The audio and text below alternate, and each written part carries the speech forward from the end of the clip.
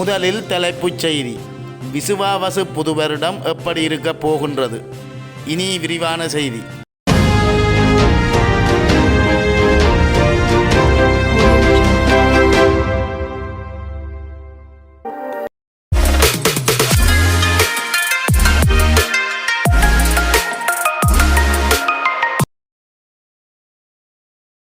வணக்கம். மேன்மைகள் சைவ நீதி விளங்குக உலகமெல்லாம்.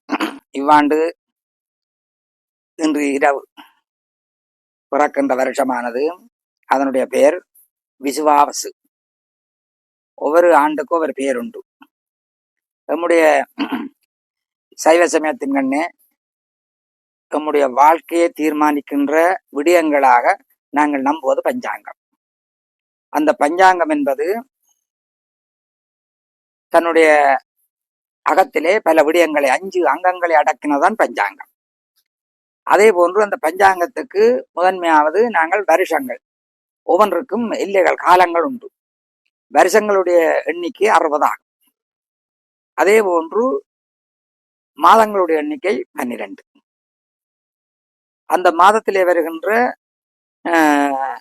திதிகள் என்று சொல்லுவார்கள், வளர்முறை தேய்முறை என்று சொல்லுவோம், 15 நாட்கள். அதே போல நட்சத்திரங்கள் 27. இப்படி இந்த எண்ணிக்கைகளை கொண்டுதான் வாரங்கள்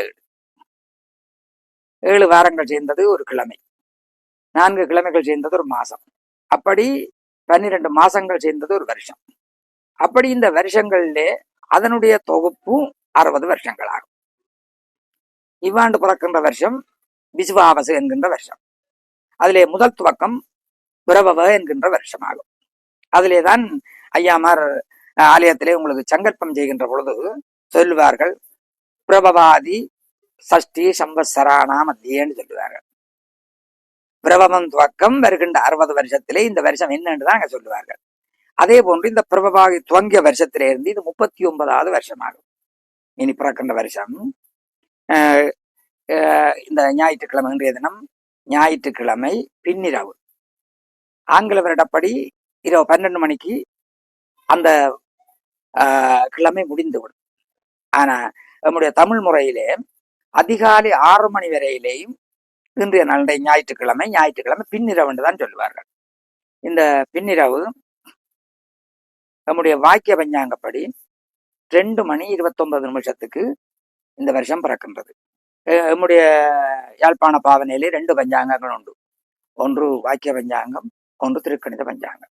திருக்கணித பஞ்சாங்க பிரகாரம் 3 மணி 21 நிமிஷத்துக்கு இந்த வருஷம் பிறக்கிறது. சின்ன 1 மணித்தியால வித்தியாசம் இருக்கின்ற இந்த 2 பஞ்சாங்கத்துக்கும் நாங்கள் இங்கே கூடுதலாக பாவனை செய்வது வாக்கிய பஞ்சாங்கமாகும். வாக்கிய பஞ்சாங்கப்படி பின்னிரவு 2:29க்கு அந்த முக்குண வேளைகளிலே சாத்வீக குண வேளையிலே இந்த வருஷம் பிறக்கின்றது. ஆகையினாலே அது ஒரு நல்ல, எங்களுக்கு தெரியும் முக்குணங்கள் உண்டு, ராசசம், தாமசம், சாத்வீகம் என்று சொல்லுவது. இந்த சாத்வீக குணங்களை படைத்தது. அந்த சாத்வீகமான அந்த வேளையிலே இந்த வருஷம் பிறக்கின்றது. இந்த வருஷத்தினுடைய நாமமும் விசுவாவசுவாகும். ஆகையினாலே இந்த பேரே ஒரு நல்ல பேராக அமைகின்றது. இப்ப நடைபெற்று கொண்டு இன்று முடிகின்ற வருஷம் குரோதி வருஷம். அந்த வருஷங்கள் எல்லாம் தமக்குரிய பேறுகளையும் அதற்குரிய பலாபலங்களையும் எல்லாம் அது முனிவர்களாலே அதுக்கு பாடல்களை பாடி வைத்திருக்கின்றார்கள். அப்படி சிறந்த வருஷமாக வார வருஷம் மலர இருக்கின்றது. இந்த வருஷமானது எப்படி என்று கேட்டால், எங்களுக்கு இந்த கலியுகத்திலே மனிதர்களுக்கு ஆயுள் 100 என்று வைத்திருக்கின்றார்கள். 120 வரையும் இருக்கின்றது. அப்படி வாழ்ந்தவர்களும் இருக்கின்றார்கள். ஆனால் அங்கே தீர்மானிக்கப்பட்ட வயசு 100 ஆகும். அதே போன்று இந்த 60 வருடங்கள் என்பது ஒரு வருடத்தினுடைய கணக்கு. இந்த பூமியிலே நாங்கள் பிறந்த ஒருவரும் 60 வருஷம் வாழ்ந்து விட்டால் அவர் நிறைந்த வாழ்வு வாழ்ந்து விட்டார் என்பது கருத்து. இது நம்முடைய சமயம் சொல்லுகின்ற உண்மை. இந்த சமய நெறியிலேதான் நம்முடைய பிராமண குலத்தை சேர்ந்தவர்கள், இங்கே அது குறைவு, இந்தியாவிலே 60 வயது வந்து விட்டால் சஷ்டியப்தம் என்று சொல்லி ஒரு விழா செய்வார்கள். பெருவாழ்வு தாலி என்று கூடி கட்டுகின்றது. அங்கே திருக்கடவுர்ல நிறைய நடந்து கொண்டிருக்கும். இதை சமூகம் ஏற்றுக்கொண்டுதான் சமூகத்திலே 60 வயது வந்த உடனே அவருக்கு பென்ஷன் கொடுக்கின்றார்கள். அவர் முழுமையான வாழ்வு வாழ்ந்து தன்னுடைய சேவை சமூகத்துக்கு செய்து விட்டார். இனியவரை கிடைக்கின்ற ஆயுள் ஓய்வோடு அவர் இருக்க வேண்டும் என்று சொல்லி அவர் உழைத்த காலத்திலே ஒரு பகுதி நிதியை சேமித்து அதை அரசு சேமித்து வைத்து அவர்களுக்கு ஓய்வூதியமாக அரசும் கொடுக்கின்றது. இந்த சமய கோட்பாட்டை பின்பற்றி சமூகம் அதைத்தான் செய்கின்றது. அப்படி இந்த 60 வருஷம் என்பது நம்முடைய வாழ்நாளை குறிக்கின்றது வருஷமாகும். இந்த வருஷம் பிறக்கின்ற பொழுது தனிய எங்களுக்கு மனிதர்களுக்கு மட்டுமல்ல, இந்த வருஷமானது இதனுடைய பலாபலன்களை அனுபவிப்பது நம்முடைய உயிரினங்கள் 6 அறிவு மட்டும் இருக்கின்றது. ஓரறிவு, ஈரறிவு, மூவறிவு, 4 அறிவு, 5 அறிவு, 6 அறிவு படித்தவன் மனிதன். இந்த ஓரறிவிலே உள்ளது மரம், செடி, கொடிகள். அதுகள்ல இருந்து எல்லா உயிரினமும் இந்த வருஷத்தினுடைய பலனை அனுபவிக்கும். அவர்கள் அனுபவிக்கின்ற பொழுதுதான் நாங்கள் அவர்களோடு சேர்ந்து நாங்களும் நன்மையை பெற முடியும். இந்த மரஞ்செடி கொடிகள் எல்லாம் இறைவனுடைய ஒரு அறிவுள்ள உயிரினங்கள். அவர் நல்லா வளர்கின்ற பொழுது அவர்களாலே தான் நாங்களும் வாழ்கின்றோம். இந்த மரங்கள் நமக்கு நல்ல பிராணவாயுவை தரும். நம்மிடத்திலே இருக்கின்ற கரியமல வாயுவை அவைகள் ஏற்றுக்கொள்வார்கள். அதனாலே தான் அந்த மரங்கள் நிறைந்து வாழ்கின்ற இடத்திலே இருக்க வேண்டும், இருந்தால் நோய் நொடி இல்லாமல் வாழலாம் என்றெல்லாம் சொல்லுவார்கள். இதற்கு காரணம் என்னென்னு கேட்டால், நாங்கள் இந்த பிரபஞ்சத்திலே வாழ்கின்ற பொழுது ஒருவரோடு ஒருவர் எங்களுக்கு தெரியாத உறவுகள், அந்த ஓரறிவு வீரறிவு எங்களுக்கு தெரியாத உறவுகள், அந்த உறவுகளும் நாங்களும் சேர்ந்து ஒருவருக்கு ஒருவர் பரஸ்பரம் நன்மை செய்து கொண்டிருக்கிறவங்களுக்கு தெரியாதது. இவற்றை வெற்றியும் எங்களுக்கு செய்விக்கின்றவர் கடவுள் எங்களோடையே இருக்கின்றார். இது ஒருத்தருக்கும் தெரிவதில்லை. நாங்கள் நாஸ்தியம் பேசுறவரோடு கூட கடவுள் அவரோடு தான் இருப்பார். அவர் இல்லாட்டி இவரால் ஒரு நிமிஷம் கூட, ஒரு நொடி கூட, நிமிஷம் இல்லை நொடி கூட வாழ முடியாது. அப்ப இந்த கடவுளின் படைப்பிலே தான் இந்த பிரபஞ்சம் வாழ்ந்து கொண்டிருக்கின்றது. இதனுடைய பலனை அனுபவிப்பவர்கள் எல்லாரும் தான். தனிய மனிதர்கள் மட்டும் இதற்குரிய பயனாளிகள் அல்ல. இதை நாங்கள் எல்லோரும் புரிந்து கொள்ள வேண்டும். இந்த உயிர் வர்க்கங்கள் என்பது நம்முடைய சமயம் சொல்லும் 84, 100, 1000 யோனி பேதம் என்று சொல்லும். 84 லட்சம் உயிர் வகைகள். 84 தொகை அல்ல, 84 லட்சம் வகைகள் இருக்கின்றன. இப்ப மரஞ்செடி என்றால் அதுல எத்தனையோ வகைகள், நீர் வாழ்வன, உயிர்ன, ஊர்வன எத்தனையோ வகைகள். இப்படி 84 லட்சம் வகைகள் இருக்கின்றன. இந்த இவ்வளவு ஜீவராசிகளும் இந்த வருஷத்தினுடைய பலனை அனுபவிப்பார்கள். அனுபவித்து அது எங்களுக்கு தெரியாம கடவுளுடைய படைப்பு. அவர் சங்கல்ப மாத்திரம் என்று சொல்வார்கள். நிச்சய மாத்திரத்திலேயே எல்லாம் நடக்கும்.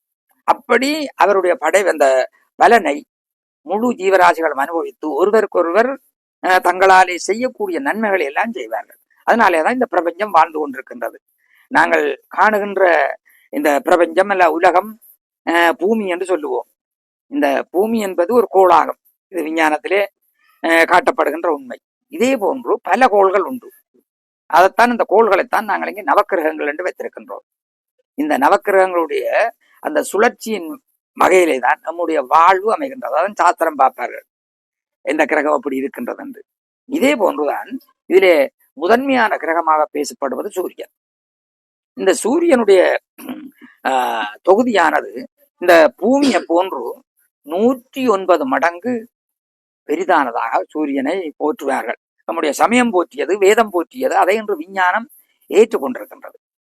ஆகையினாலே தான் இந்த அதை விட 109 மடங்கு குறைந்த ஒரு அண்டத்திலே வாழ்கின்ற நாங்கள் மிக பெரியவராக காணப்படுகின்ற கண்கண்ட தெய்வம் என்று சூரியனை சொல்லுவார்கள். இந்த வருஷம் பிறந்த உடனே நாங்கள் என்ன செய்கின்றோம்? அதிகாலையில எழுந்து இந்த புண்ணிய காலம் என்று ஒன்று சொல்லுவார்கள். அதற்கிடையில இதை சொல்லுகின்றேன். இந்த வருஷம் பிறப்பதற்கு 4 மணித்தியாலம் முன்பும், வருஷம் பிறந்ததிலிருந்து 4 மணித்தியாலம் பின்பும் புண்ணிய காலம் என்று சொல்வார்கள். இந்த விசு புண்ணிய காலம் என்று சொல்லுவார்கள்.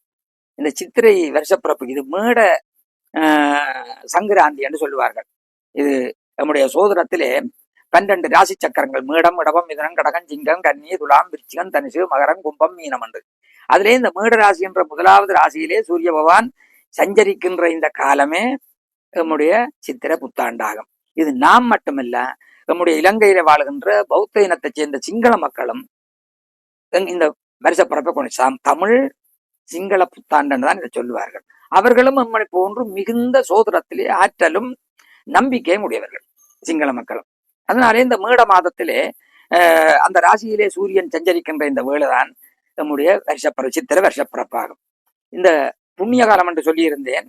இந்த புண்ணிய காலத்திலே நாங்கள் எல்லோரும் என்ன செய்ய வேண்டும்? மருத்து நீர் தேய்த்து ஸ்நானம் செய்ய வேண்டும். அந்த மருத்து நீரிலே பல மூலிகைகளை எல்லாம் உள்ளடக்கப்பட்டு அது காய்ச்சி எடுத்து அதைத்தான் நாங்கள் வைத்து தோய்கின்றது.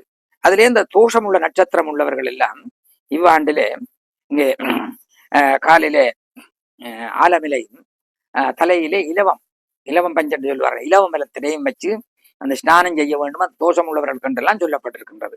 அப்படி மிக புண்ணியமானது இந்த மருத்து நீர் தேய்த்து தோய்வது. அது காலம்தான் தோய்வணும் இல்லை.